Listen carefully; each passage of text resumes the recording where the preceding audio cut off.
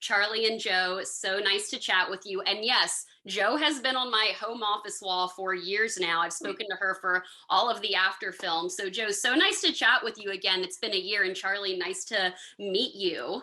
Meet you. It's always good to talk.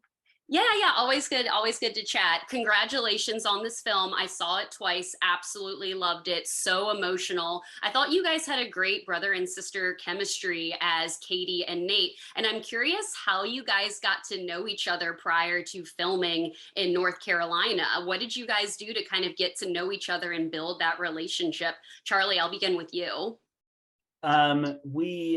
Before we went to North Carolina, we were actually shot in LA for a few weeks, and we were shooting in the family house. So, I mean, I think we'd met up as a cast. We met up before, and then we had rehearsals in Pasadena, and then we were shooting in LA, and then we were shooting in North Carolina. But we had a little rehearsal period, which was lovely. But there was something about being in that, because we were shooting in the family house.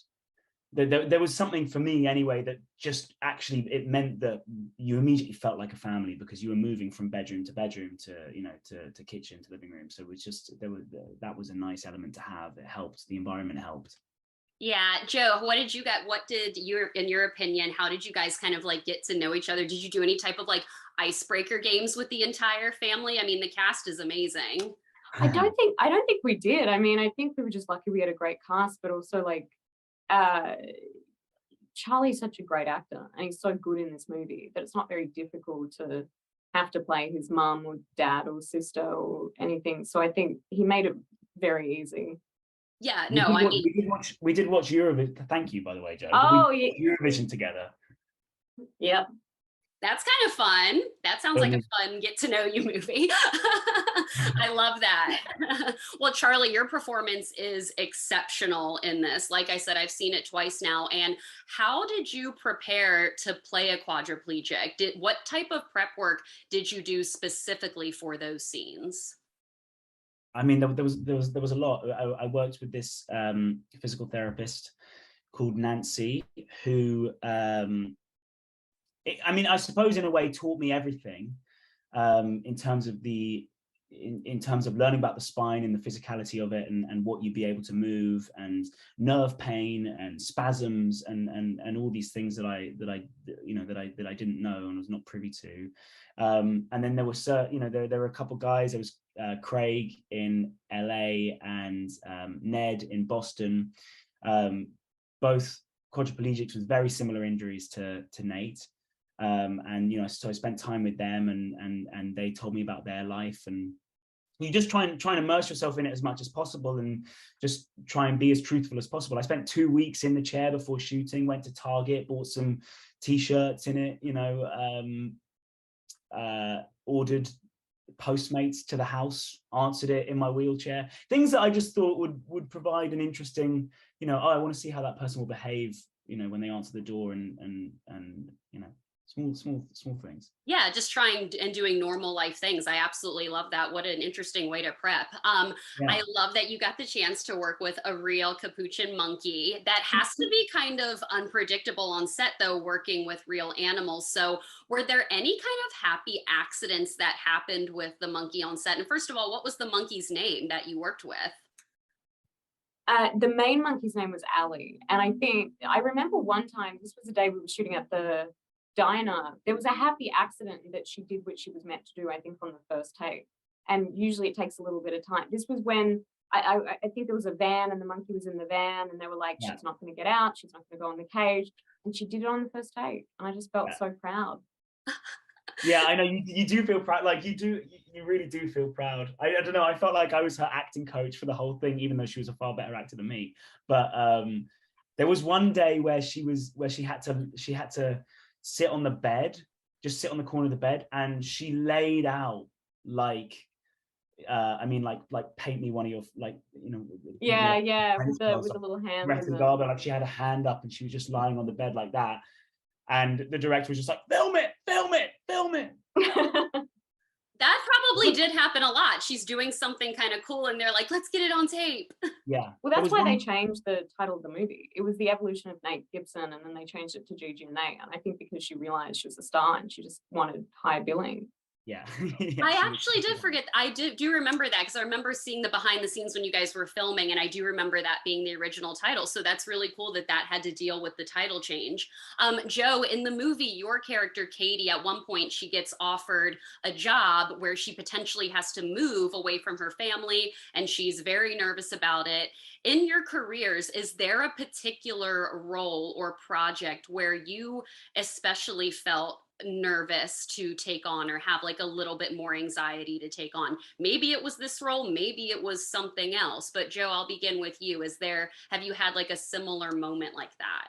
Oh yeah, all of them. And like usually I say no because of that. If you know, it's hard if something's shooting for a long time in a specific location and it's interfering with something else. But yeah, I think I'm nervous about every job, and so I'm very just scared about what I take on because of that. Yeah, it's hard being as an actor being judged by everybody. Charlie, what about for you? Is there a particular role for you? Well, I mean, this was terrifying for me, sheerly. I mean, because of the amount of work involved, and I suppose the physical transformation and trying to do justice to the disabled community and these, you know, this story, and also having to move to LA and North Carolina mid-pandemic was a bit scary. But other than that, you know, every decision in my day-to-day, yes, terrifying. Always. Yeah. Can we talk about the long hair that your character had for a minute? Because it was such a big transformative. That's like kind of what I thought of. Talk to me about that wig. It actually looks pretty good. Yeah, did you like the wig? Yeah. I mean, it was sort of, me and the director were talking about you know, movies with you know, with people who've suffered spinal cord injuries, and he referenced Born on the 4th of July, which Tom Cruise is in, and he gets injured and grows his hair out, and it was, I mean, it was just it was a way to symbolize the difficult year after you know, the injury, I suppose, and you know, supposed to signify that the character's let himself go slightly. We tried on many wigs. There were a lot more that were way longer than that, which were just, I looked like I was in a band from, you know, the late 70s or something. But yeah, I enjoyed the wig. Yeah.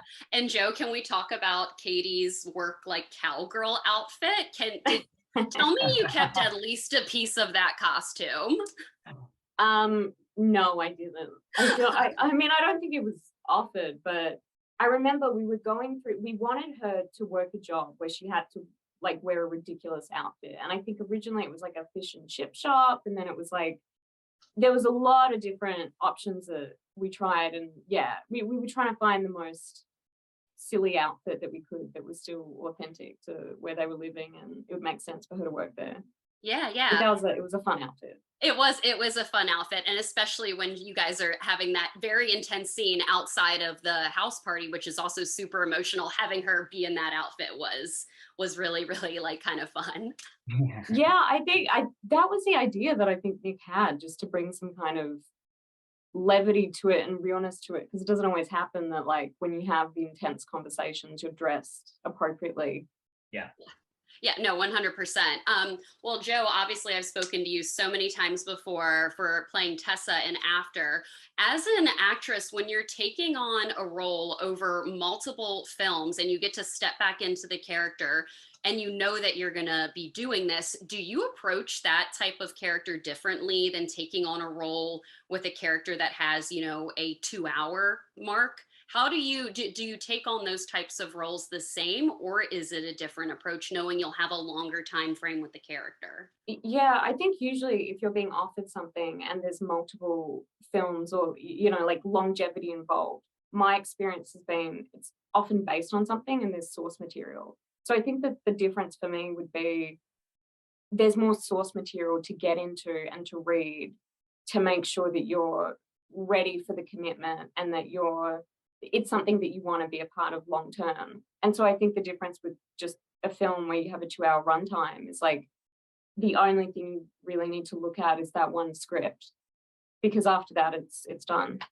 What do you think? I know they're wrapping me. What do you think you've learned about yourself as an actor from playing Tessa that you think you'll bring to other films in your career? I think I've learned a lot about just the behind the scenes process and stuff, and but also about pacing. Yeah, like if I was to do something again and it was like multiple films, just being aware of what that really means, and like, okay, I want to differentiate something in the second season than I do in the third season, or just yeah, I think that's been helpful. Yeah. No, well, I love that. Charlie and Joe, thank you so much for your time today. I can't wait for the fans to see Gigi and Nate because it is so cute, so charming, and you guys are absolutely fantastic in it. I can't wait for the fan reaction for this film because it's going to be so great. Thank you so much for your time today. And Joe, so nice to chat with you again. Charlie, nice to meet you. Thank you so much for everything. See you later. Thank you. Bye. Thank you. Thank you guys. Bye.